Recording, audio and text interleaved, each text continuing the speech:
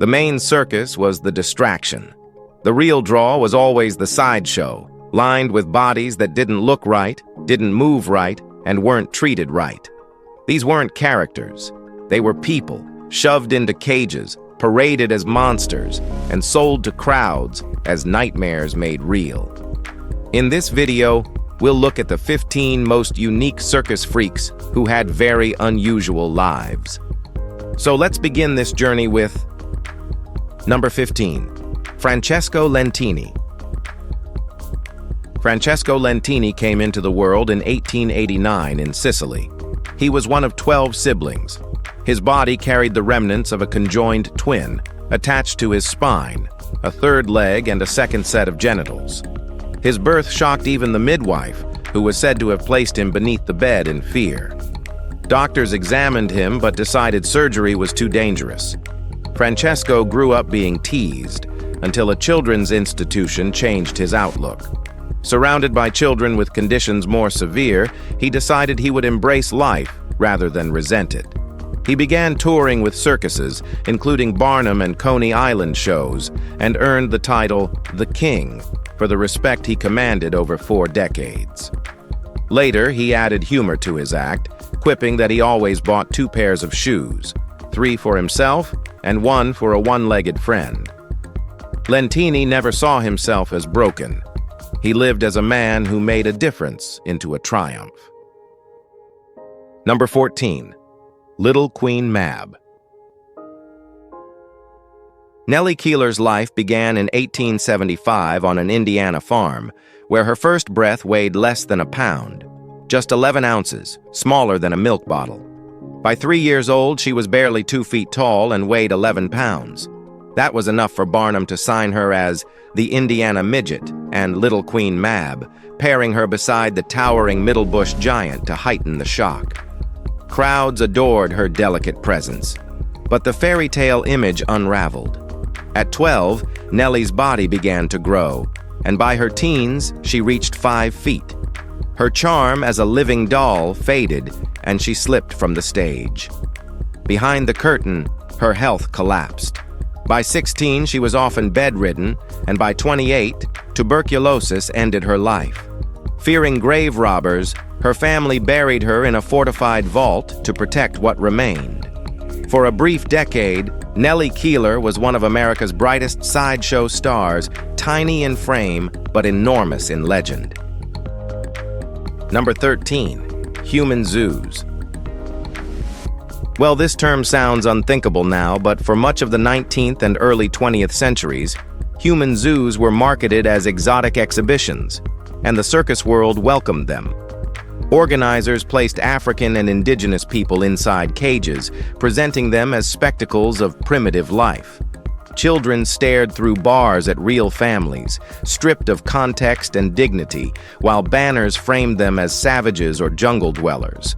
Many, like Hottest Venus, were shipped in from colonies or tribal communities, often under false pretenses, then placed on display in mock villages, surrounded by props, myths, and handlers. Barnum's American Museum featured living specimens in much the same way it showcased animals. These weren't performances, they were dehumanizing setups designed to let white audiences gawk. No skill was required, just existence in a body they didn't understand. Human zoos weren't a forgotten footnote. They were once standard sideshow attractions, and the only thing more disturbing than their popularity is how recently they disappeared from the tent. Number 12. The Tattooed Baby. In 1884, newspapers exploded with the story of a baby born with full-body tattoos. His mother, Laura Laverime, was already a tattooed attraction in a traveling sideshow. When she gave birth to a 15-pound boy supposedly covered in identical markings, same ink colors, same patterns, crowds went wild. They called him the Tattooed Baby. The public didn't ask how, they just paid to see. The truth was likely simpler: ink, staging, and a gimmick that worked. No one challenged the biology, no one questioned the science. They just stared.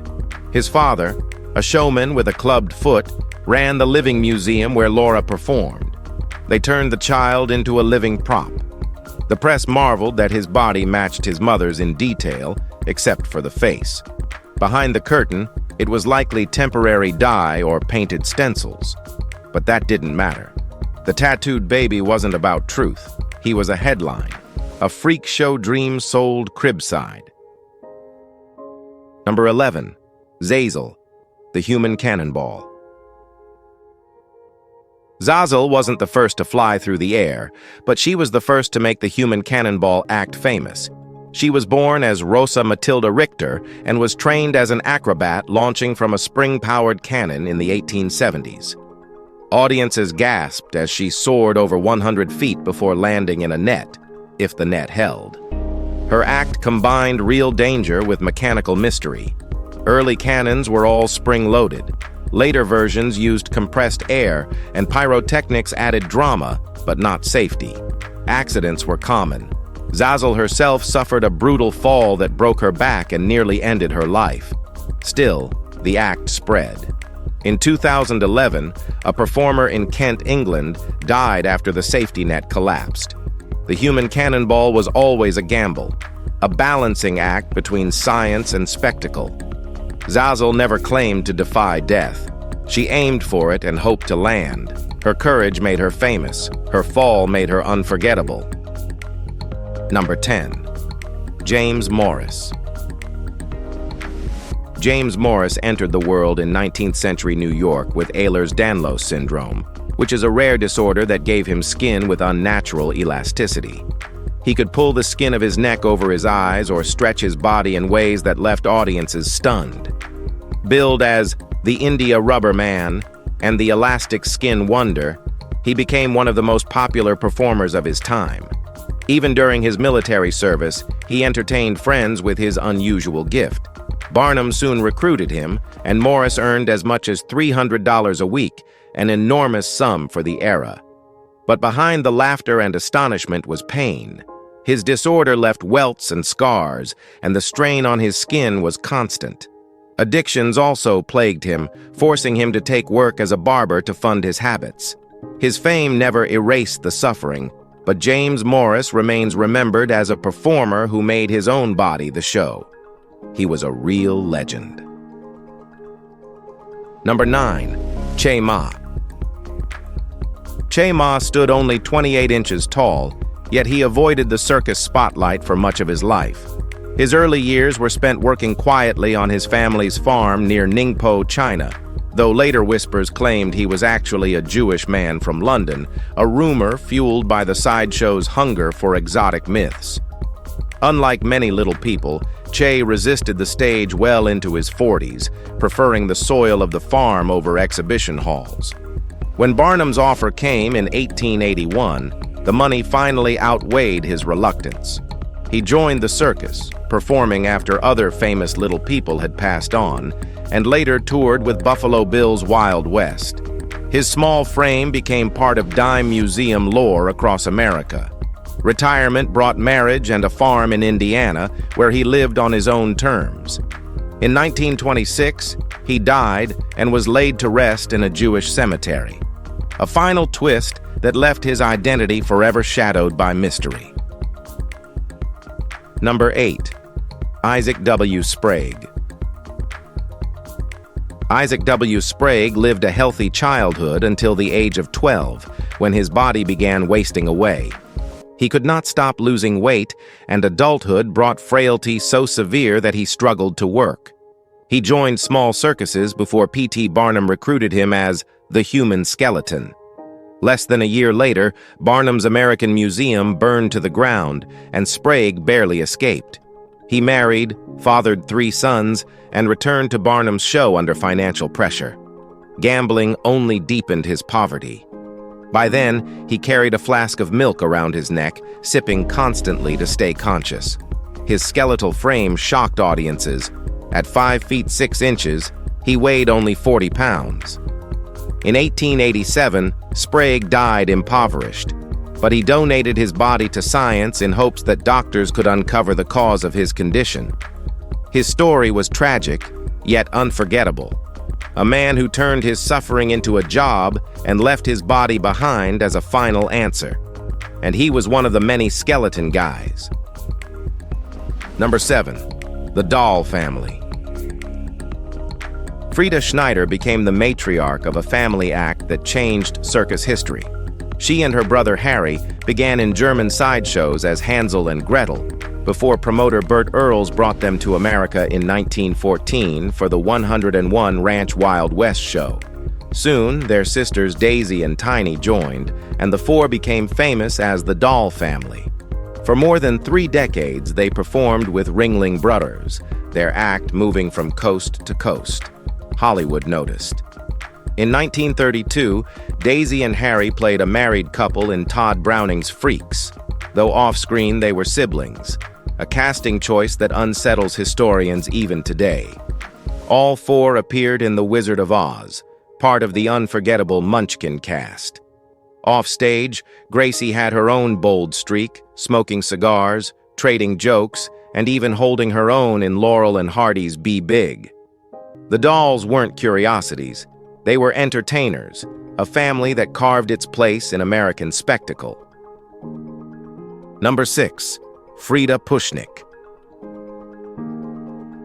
Frida entered the world in the 1920s without arms or legs, a small stump on one side, the only limb she had.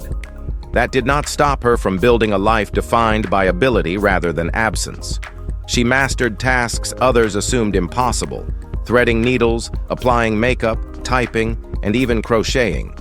At just 10 years old, she stunned visitors at the 1933 World's Fair in Chicago as part of Ripley's first Believe It or Not auditorium. Her presence silenced rooms. A decade later, she toured with Ringling Brothers and Barnum and Bailey, joined on the road by her sister Irma, a former trapeze performer who worked quietly behind the curtain. Frida left the circus in 1956, but not the spotlight. She appeared in cult horror films such as House of the Damned and Sideshow, always refusing pity. She wanted to be remembered not as broken, but as whole, living proof that strength is measured in defiance, not in limbs. Now, let's head over to number 5, Hermine's Midgets. In 1939, a company of little people crossed the ocean from Vienna to perform at the New York World's Fair.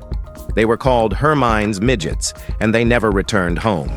Instead, they toured America through the 1940s and 1950s, a troupe defined not by charm, but by precision. Old press agents remembered them as prickly, sharp-tongued, even difficult, especially when compared to Jolly Irene, the fat lady who smiled endlessly. But audiences filled seats wherever they went. They toured with World of Mirth, dominating the midway with sharp choreography and military discipline. When circus crowds began to thin, they pivoted to film and television. They appeared in The Court Jester with Danny Kaye, in Robert Downey Sr.'s cult satire Putney Swope, and in Sid and Marty Krofft's psychedelic children's show Lidsville. They didn't sell pity. They didn't sell strangeness. They sold performance. Hermine's Midgets weren't always pleasant, but they were professionals, and professionalism kept them unforgettable. Number 4. Madame Petty. Madame Petty was no oddity of bone or body. Her spectacle was her hair.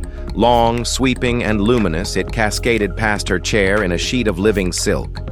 In the 1870s, Barnum made her one of his famed long-haired ladies, women prized not for deformity, but for endurance.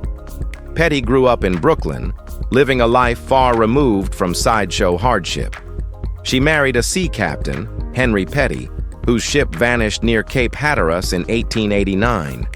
She never remarried, her grief folding quietly into performance. Crowds did not see a widow. They saw an icon, seated with her hair spilling like a curtain, regal and untouchable. In a world addicted to extremes of body, Petty offered something different: elegance as spectacle. She was not a singer, nor a contortionist, nor a freak. She was a woman who made patience into power, who gave the world not a deformity to stare at, but a crown woven strand by strand. All right, guys, now let's move to number 3, Requiem for a Strong Man. Joe Rollino never looked the part. He wasn't massive or hulking, but strength ran through him like steel. Born in Brooklyn in 1905, he became a Coney Island legend, lifting more than 600 pounds with a single finger and bending coins in half as if they were paper. Rollino lived simply and with discipline. No drinking, no smoking, daily training that carried him well into old age. He survived wars, walked boardwalk stages, and shrugged off fame with a quiet modesty. "I'm the strongest man you never heard of," he once said, and he meant it. For nearly a century, his life was proof that strength did not need spectacle. In 2010, at the age of 104, a car struck him while he crossed the street, ending the run that time itself had failed to stop. Joe left behind bent iron, crushed weights, and the memory of a man who lived powerfully and left quietly. Number 2, the albino sword swallower. Sandra Reed refused to live as anyone's pity case. Born with albinism, she entered the James E. Straits shows in 1969, not as a curiosity, but as a lecturer, speaking openly about her condition. But her fire demanded more. Encouraged by promoter Whitney Sutton, she began sword swallowing under the guidance of Master Ricky Ricciardi in Gibsonton, Florida. She nailed the craft, swallowing blades with ease, and her sister Doreen joined her as a speaker. Their father worked the ticket booth, their mother handled backstage duties. The Reed family turned their act into a movement. Sandra later joined Ringling Brothers and Barnum and Bailey, and became one of the few women ever listed in the Guinness Book of Records for swallowing 5 swords at once. In the mid-1970s, she married Harold Big Jim Spohn, a celebrated circus fat man. Sandra never needed saving. She built a career of her own making, turning a sideshow stage into defiance. Number 1, the family of albinos. The Lucasi family carried hair as white as snow, skin pale as porcelain, and eyes that caught the light like glass. They were French, born with albinism, but Barnum decided the truth wasn't strange enough. In Amsterdam in 1857, he signed them and invented a lie, claiming they were Negroes from Madagascar who never closed their eyes, not even in sleep. He renamed them the wonderful Eliophobus family and displayed them in his American museum. Crowds swarmed, staring at the fiction as much as the faces. They later toured under W. W. Coles and the Lemon Brothers, carrying the act from stage to stage. Antoinette Lucasi died during a tour, but her brother Rudolph kept performing, his violin filling vaudeville halls until his own death in Kansas City in 1909. Behind Barnum's invention was never a myth. It was a family, artists surviving in a world that demanded lies. They weren't monsters. They were people, caught inside someone else's story. We hope you've enjoyed watching this video. If you did, be sure to like, share, and subscribe for more content like this. Thanks for tuning in. We'll see you soon.